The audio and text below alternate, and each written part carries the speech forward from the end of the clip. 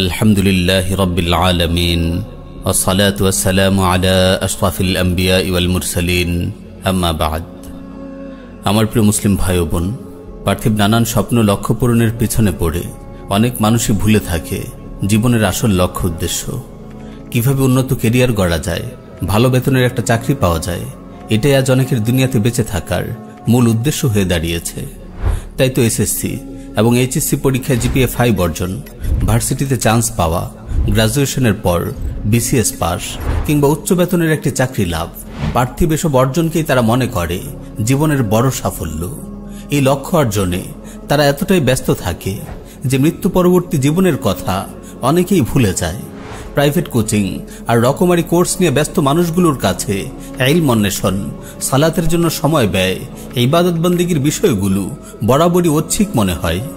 শিক্ষা জীবন শেষে যখন কারো একটা চাকরি মিলে, তখন আবার দিন রাত তার ব্যস্ত সময় কাটে কিভাবে অল্প সময়ে অঢেল অর্থ সম্পদ হাসিল করা যায়, গাড়ি বাড়ির মালিক হওয়া যায়।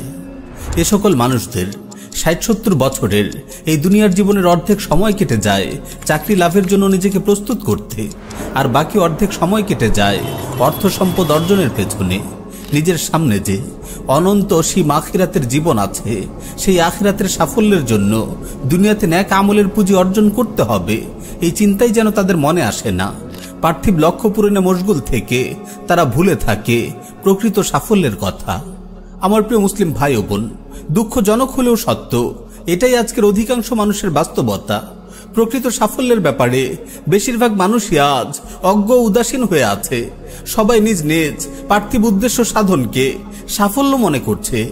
তাই তো স্কুল কলেজের শিক্ষার্থী ও তাদের অভিভাবকদের কাছে সাফল্য হলো পরীক্ষায় জিপিএ 5 পাওয়া, ভার্সিটির ভর্তি পরীক্ষায় অংশগ্রহণকারী শিক্ষার্থীর কাছে সাফল্য হলো সেরা কোনো ভার্সিটিতে চান্স পাওয়া, চাকরি প্রত্যাশীদের কাছে সাফল্য হলো ভালো বেতনের একটা চাকরি পাওয়া, চাকরিজীবী লোকদের কাছে সাফল্য হলো অঢেল সম্পদের মালিক হতে পারা।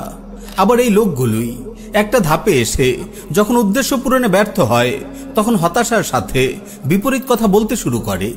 জিপিএ 5 পেয়েও কেউ যদি কাঙ্ক্ষিত ভার্সিটিতে চান্স না পায়, সে বলে কি লাভটা হলো জিপিএ 5 পেয়ে। ভার্সিটি থেকে গ্রাজুয়েশন লাভের পরও কেউ যদি উচ্চ বেতনের চাকরি না পায়, বছরের পর বছর বেকার সময় কাটায়, সে হতাশ হয়ে বলে কি লাভটা হলো এত সার্টিফিকেট আর ডিগ্রি অর্জন করে। আর চাকরি পেয়েও যে অঢেল সম্পদ গড়তে না পারে, তার কাছে চাকরিটাই বৃথা মনে হয়। সে যখন দেখে প্রাতিষ্ঠানিক ডিগ্রি অর্জন না করেও কেউ ব্যবসা বাণিজ্য করে অনেক ধন সম্পদের মালিক হয়ে গেছে, তখন সে ডিগ্রি না থাকে সেই ধনী লোককেই বড় সফল ও জ্ঞানী মনে করে। এক কথায় একটা পর্যায়ে এদের সবার কাছে দুনিয়ার অর্থ সম্পদ অর্জন করে প্রতিষ্ঠিত হতে পারাই বড় সাফল্য মনে হয়। আমার প্রিয় ভাই ও বোন, শিক্ষা জীবনে ভালো রেজাল্ট করা, জিপিএ 5 পাওয়া, ডিগ্রি লাভ করা, ভালো বেতনের চাকরি পাওয়া, অর্থ সম্পদ অর্জন করা, এই সব কিছুকেই আপনি আপেক্ষিকভাবে পার্থিব সাফল্য বলতে পারেন। তবে জেনে রাখবেন, এগুলোর কোনোটাই একজন মানুষের চূড়ান্ত ও প্রকৃত সাফল্য নয়। তাহলে কি আমাদের চূড়ান্ত ও প্রকৃত সাফল্য? আমার প্রিয় ভাই ও বোন, কখনো কি এই বিষয়টি নিয়ে একটুও চিন্তা করেছেন যে মহান স্রষ্টা আমাদের সৃষ্টি করেছেন, তিনি কোন বিষয়টিকে আমাদের জন্য প্রকৃত সাফল্য বলেছেন? সূরা আলে ইমরানের 185 নম্বর আয়াতে আমাদের রব প্রকৃত সেই সাফল্যের কথা আমাদের জানিয়ে দিয়েছেন। ফামান যুহজিহা আনিন নার ওয়া উদখিলাল জান্নাতা ফাকাদ ফাজ, যাকে জাহান্নাম থেকে দূরে রাখা হবে এবং জান্নাতে প্রবেশ করানো হবে, সেই সাফল্য লাভ করবে। হ্যাঁ আমার প্রিয় ভাই ও বোন, জাহান্নাম থেকে রক্ষা পেয়ে জান্নাতে প্রবেশ করতে পারা, এটাই চূড়ান্ত ও প্রকৃত সাফল্য। যে ব্যক্তি দুনিয়ার জীবনে আল্লাহর হুকুম আহকাম মেনে চলবে, তার অবাধ্যতায় লিপ্ত হওয়া থেকে বেঁচে থাকবে, সেই আখিরাতে জাহান্নাম থেকে রক্ষা পেয়ে জান্নাতে প্রবেশ করতে পারবে। বস্তুত এটাই মানুষের জন্য মহা সাফল্য। পক্ষান্তরে যে ব্যক্তি আল্লাহর ইবাদত বন্দেগী থেকে বিমুখ থাকবে, তার অবাধ্যতায় লিপ্ত হবে, দুনিয়াতে সে যত বড় ডিগ্রিধারী হোক না কেন, যত ধন সম্পদের মালিকই হোক না কেন, এসব কোনো অর্জনই জাহান্নাম থেকে মুক্তির ক্ষেত্রে তার কোনো কাজে আসবে না। আখিরাতের জীবনে সে চরম ক্ষতিগ্রস্ত হবে। সুতরাং আমার প্রিয় ভাই ও বোন, আপনার রব আপনাকে কেন সৃষ্টি করেছেন সেই উদ্দেশ্য সম্পর্কে জানুন, তবেই আপনি প্রকৃত সাফল্য অর্জনের ব্যাপারে মনোযোগী হতে পারবেন। আপনার রব মানব সৃষ্টির উদ্দেশ্য সম্পর্কে বলেছেন, ওয়ামা খালাকতুল জিন্না ওয়াল ইনসা ইল্লা লিয়াবুদুন, আমি জিন ও মানুষকে কেবল এজন্যই সৃষ্টি করেছি যে তারা আমার ইবাদত করবে। আপনি কেবল পার্থিব পরীক্ষাগুলোতে ভালো রেজাল্ট করাকেই জীবনের একমাত্র লক্ষ্য বানাবেন না। মনে রাখবেন, আপনার রব আপনাকে পরীক্ষা করছেন। সূরা আল ইনসানে আল্লাহ তাআলা ইরশাদ করছেন, ইন্না খালাকনাল ইনসানা মিন নুতফাতিন আমশাজ নাবতালিহি ফাজআলনাহু সামিআন বাসীরা, আমি মানুষকে সৃষ্টি করেছি সংমিশ্রিত শুক্রবিন্দু থেকে তাকে পরীক্ষা করার জন্য। এজন্য আমি তাকে করেছি শ্রবণ ও দৃষ্টিশক্তি সম্পন্ন।